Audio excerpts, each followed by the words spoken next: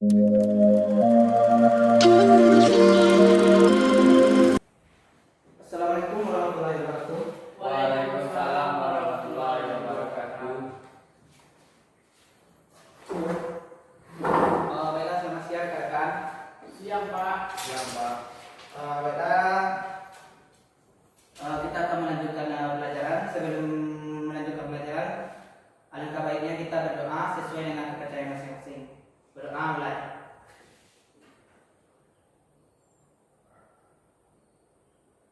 Berdoa selesai.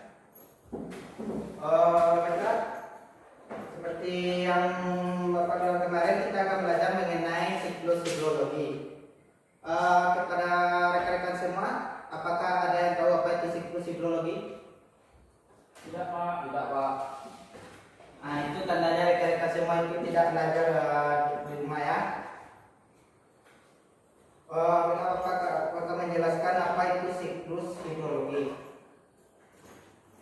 Siklus hidrologi adalah siklus hidrologi atau biasa disebut dengan siklus air, yaitu proses terjadinya putaran air di bumi kita ini.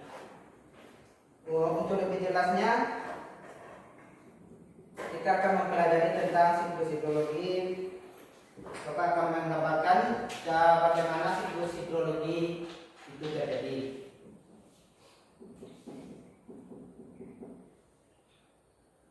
Sebelum itu, Bapak ingin bertanya, apakah ada dari rekan-rekan semua yang tidak hadir hari ini? Ada Pak. Siapa? Sidik. Sidik, kemana ya? Sakit Pak. Sakit. Ada lagi? Nggak ada teman di ruang Pak. Oh, baiklah. Berarti cuma Sidik yang alfa sekarang ya? Ada Pak. Baiklah, kita lanjutkan.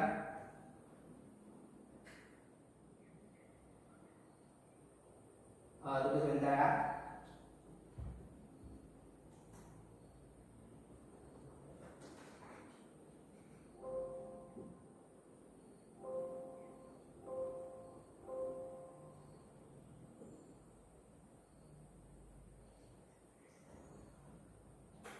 Baiklah, Bapak akan menggambarkan bagaimana siklus hidrologi itu terjadi.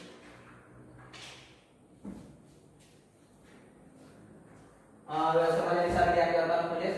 Bisa Pak.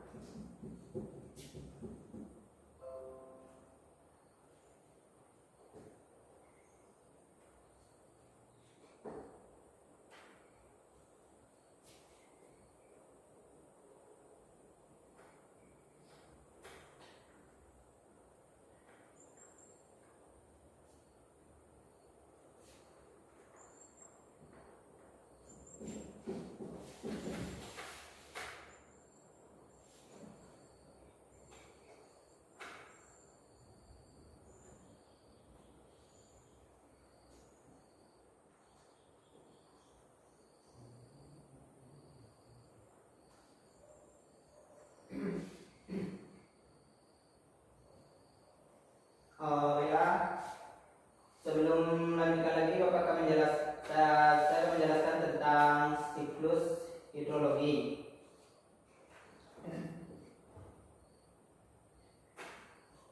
Siklus hidrologi adalah rangkaian tahapan-tahapan yang dilalui air dari atmosfer ke bumi dan kembali lagi ke atmosfer. Siklus hidrologi inilah yang menyebabkan jumlah air di bumi relatif sama, di mana menurut para ahli yang air yang ada di bumi mencapai 1,38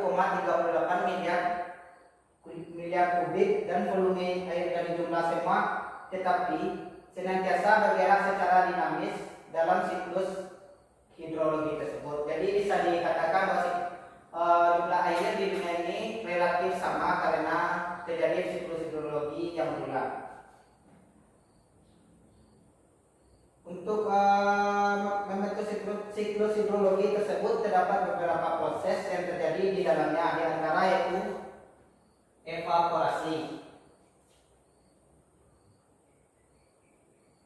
Evaporasi atau penguapan air yang terjadi di laut seperti laut, danau ataupun sungai akibat pemanasan sinar matahari yang menguap karena panas matahari tersebut akan naik dan nantinya menjadi awan. Pada dasarnya semakin tinggi suhu matahari terutama pada musim kemarau maka semakin banyak pula air yang menjadi uap. Jadi kalau cuaca itu semakin panas maka uap itu akan semakin banyak dan akan semakin banyak pula terciptanya awan. Itu adalah evaporasi. Selanjutnya adalah transpirasi. Transpirasi adalah proses penguapan yang terjadi dari tumbuh-tumbuhan. Jadi bisa dikatakan transpirasi itu proses penguapan yang terjadi dari tumbuhan melalui stomata atau bulut-bulut daun. Yang selanjutnya yaitu sublimasi, adalah proses penguapan yang terjadi pada es tanpa melalui proses pencairan, yaitu sekitarnya terjadi di daerah-daerah yang dingin atau bersalju. Yang selanjutnya interpretasi. Interpretasi adalah proses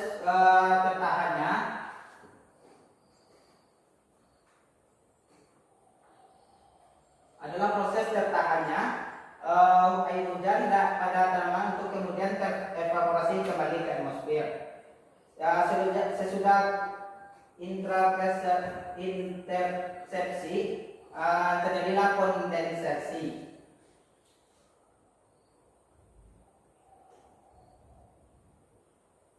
Kondensasi yaitu proses siklus hidrologi yang satu ini menampakkan perubahan wujud uap air menjadi titik-titik air di atmosfer sehingga terbentuklah awan. Proses ini terjadi karena pengaruh rendah tingginya suhu di atmosfer tersebut. Yang selanjutnya itu adveksi, adalah proses pergerakan butiran air dalam bentuk awan secara horizontal dari suatu tempat ke tempat lain. Bisa dikatakan itu perpindahan awan itu karena angin, terbawa oleh angin secara horizontal dari suatu tempat ke tempat lain.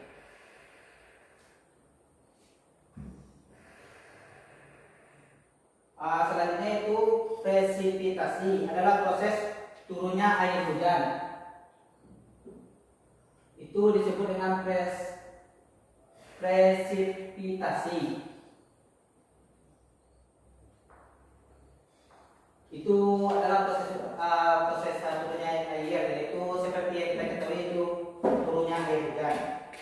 Selanjutnya itu runoff, adalah pergerakan air hujan dari tempat yang tinggi ke tempat yang rendah melalui daratan. Itu disebut dengan runoff sampai dia menuju ke laut. Jadi seperti sungai itu disebut dengan runoff sampai dia menuju ke laut. Selanjutnya itu yang terakhir itu infiltrasi, yaitu proses peresapan air dari atas tanah diresap sampai ke bawah sehingga air itu tersebut mengalir terus sampai ke laut. Itu adalah proses hidrologi.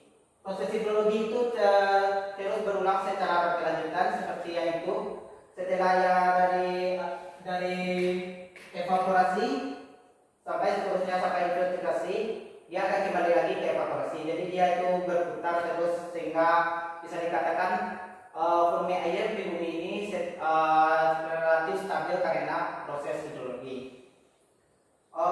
Proses hidrologi terbagi atas tiga, yaitu hidrologi jangka panjang, pendek, dan menengah.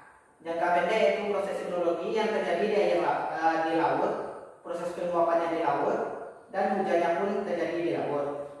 Jangka menengah yaitu prosesnya penyerapan air atau evaporasinya terjadi di laut, terbawa angin sampai ke tepian pantai, disitulah terjadi hujan, itu disebut dengan hidrologi jangka menengah. Yang selanjutnya itu hidrologi jangka panjang, yaitu proses penguapan yang terjadi di air laut,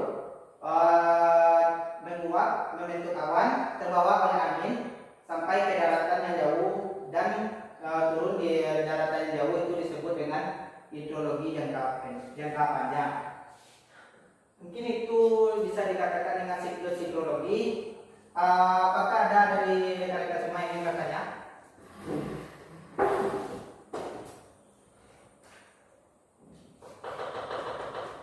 Ada pertanyaan? Pak, saya kurang paham di siklus hidrologi, tolong dijelaskan kembali Pak. Siklus hidrologi ya. Ya Pak. Siklus hidrologi terbagi menjadi beberapa tahapan. Yang pertama evaporasi, yaitu penguapan dari air laut. Penguapan oleh air laut yang terjadi karena sinar matahari atau cuaca yang panas. Selanjutnya itu transpirasi, proses penguapan air dari tanaman, yaitu proses penguapan dari tanaman yang itu. Yang selanjutnya itu intersepsi, adalah proses tertahannya hujan pada awan. Yang selanjutnya itu kondensasi, proses ini itu perubahan wujud uap air menjadi bintik-bintik air atau titik-titik air. Uap itu berubah menjadi bintik-bintik air. Yang selanjutnya itu adveksi, adalah proses pergerakan butiran air atau awan tersebut yang terbawa oleh angin secara horizontal. Yang selanjutnya itu presipitasi. Presipitasi adalah proses turunnya air atau disebut dengan proses terjadinya hujan. Yang selanjutnya itu runoff, itu pergerakan air dari daratan, yaitu proses pergerakan air yang terjadi di daratan, di atas permukaan. Yang terakhir itu infiltrasi, proses proses pergerakan air yang terjadi di bawah tanah. Setelah ini kembali lagi ke evaporasi. Apakah sudah paham? Insya Allah paham Pak. Baiklah, jika sudah paham, mungkin kita cukupkan sampai di sini. Baiklah, kepada rekan-rekan semua kita cukupkan. Oh ya, sebelum dicukupkan, materi kita minggu besok adalah tentang pergerakan lempeng. Diharapkan kepada rekan-rekan untuk membuat rangkuman atau resume tentang pergerakan lempeng. Dan dimohon untuk menghafal tentang proses hidrologi lagi ini di rumah. Ya. Mungkin hanya sekian pembelajaran minggu ini. Jika ada kata-kata salah, mohon maafkan. Assalamualaikum warahmatullahi wabarakatuh. Waalaikumsalam warahmatullahi wabarakatuh.